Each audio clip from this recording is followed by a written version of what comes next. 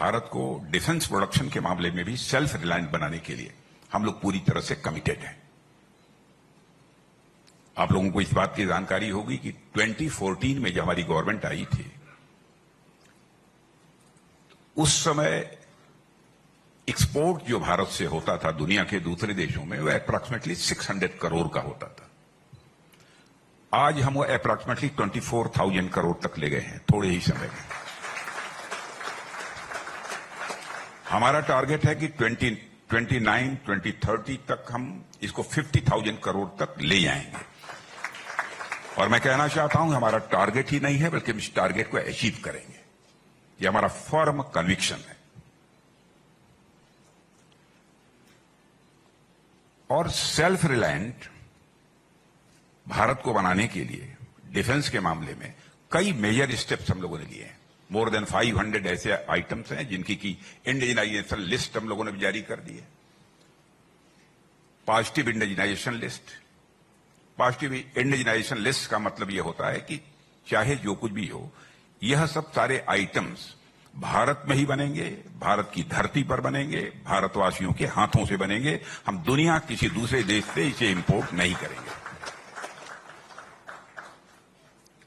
और वैसे ही लगभग मोर देन 5,000 ऐसे आइटम्स हैं एलारूस, जिनके बारे में भी हम लोगों ने बिल्कुल संकल्प ले रखा है कि हम उसको भारत में ही बनाएंगे, भारतवासियों के हाथों से बनाएंगे।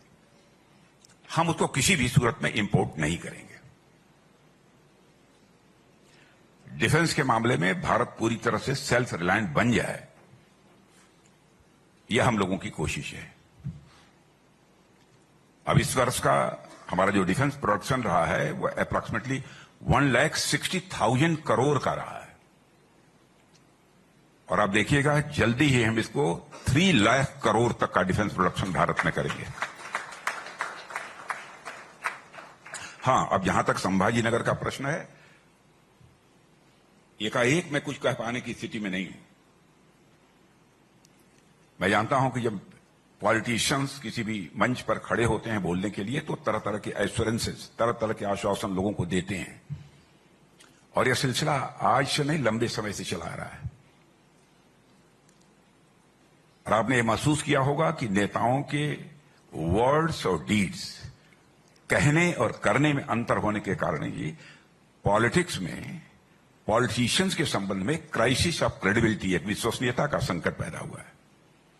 लेकिन हम लोग, हमारी गवर्नमेंट इस विश्वसनीयता के संकट यानी क्राइसिस ऑफ क्रेडिबिलिटी को एक चैलेंज के रूप में स्वीकार करती है। हम जो कहेंगे वो करेंगे।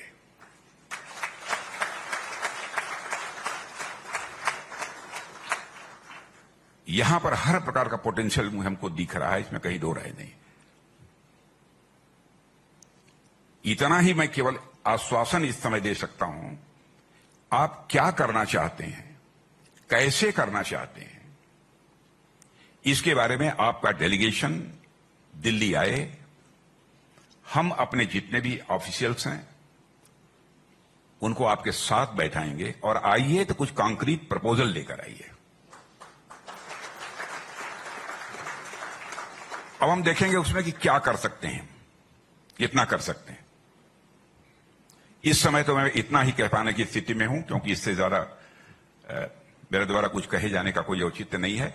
पहले तो मैं समझा कि यहां पर कुछ डिफेंस से रिलेटेड इंडस्ट्रीज होंगी, लोगों की क्या प्रॉब्लम्स हैं, क्या चैलेंजेज हैं, उसके बारे में लोग बतलाएंगे। और मैं 2-4 बातें जो मैं जानता हूं अथवा जो मैं कर सकता हूं वह मैं लोगों के सामने रखूंगा। लेकिन पूरा का पूरा आपने एक नया चैप्टर ही हमारे सामने खोल दिया है, इसलिए मैं इतना ही कहूंगा। और देवेंद्र जी, आपके जो चीफ मिनिस्टर का जहां तक सवाल है, मैं आज से नहीं वर्षों से जानता हूं। और जब यहां पर जनरल सेक्रेटरी के रूप में काम कर रहे थे तब से मैं जानता हूं। और इनको भी शायद मालूम होगा, किसी ने जरूर बतलाया होगा कि पहली बार जब मैं नागपुर आया था तो ये मुझे रिसीव करने के लिए एयरपोर्ट आए हुए थे। उस समय ये नागपुर के शायद जनरल सेक्रेटरी थे, नागपुर के जनरल सेक्रेटरी। तो जो सज्जन हमें लेकर गाड़ी में चले थे उनसे मैंने कहा था, इस नौजवान के अंदर हमको पोटेंशियल दिखता है।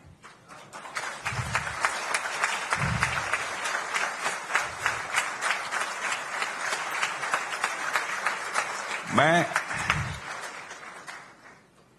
अब आप ये कहेंगे कि आपने कैसे ऐसा समझ लिया, ये मैं नहीं जानता, लेकिन मैंने कहा था, ये बात इनको भी मालूम है। जिस व्यक्ति से मैंने कहा था वो शायद उस व्यक्ति ने इनसे भी कहा होगा। अब वो कहीं कोई बड़े पोस्ट पर नहीं थे, उसमें जनरल सेक्रेटरी थे, और प्रायः देवेंद्र जी जो बात मुझसे कह देते हैं और जो मैं कर सकता हूं उसे मैं कभी टालता भी नहीं। तो आपके चीफ मिनिस्टर हैं, मैं तो चाहूंगा कि जब आपका डेलीगेशन आए तो ये भी रहें। हम बैठेंगे अपने अफसर्स के साथ, क्या कर सकते हैं, कैसे कर, आप क्या चाहते हैं, क्या क्या करना चाहते हैं, क्योंकि मुझे जानकारी नहीं है, इसलिए मैं कुछ डिटेल में बोल नहीं पा रहा हूं। आप मुझे बतलाइए, जहां तक हो सकेगा हम आपकी पूरी मदद करने के लिए तैयार हैं। और डिफेंस इंडस्ट्रीज का है तो उसमें क्या है आपकी प्लानिंग, क्या करेंगे, अब इस बारे में मुझे कोई जानकारी है नहीं इस समय, तो आपके प्रपोजल के बारे में। लेकिन मैच्योर्ड यहां पर इंडस्ट्रियल इकोसिस्टम है, यह जानकर मुझे खुशी हुई। तब मैच्योर्ड इंडस्ट्रियल इकोसिस्टम के तहत जो लोग भी यहां पर काम कर रहे हैं, तो मैं समझता हूं कि इंडस्ट्रीज के क्षेत्र में काम करेंगे। कुछ चैलेंजेज आपके अगल बगल की जो जिले हैं उनमें जो हमारी इंडस्ट्री चल रही है डिफेंस को, उसको लेकर भी आप लोगों ने बतलाया है।